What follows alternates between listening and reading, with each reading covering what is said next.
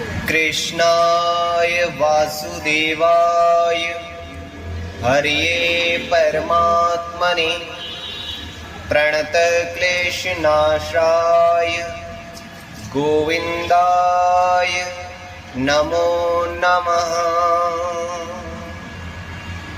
वसुदेवसुतं देवं कंसचाणूरमर्दनं देवकी परमानन्दं कृष्णं वन्दे जगद्गुरुम्। प्रणमे देवजननी त्वया जातस्तु वामन् वसुदेवात् तथा कृष्णो नमस्तुभ्यं नमो नमः।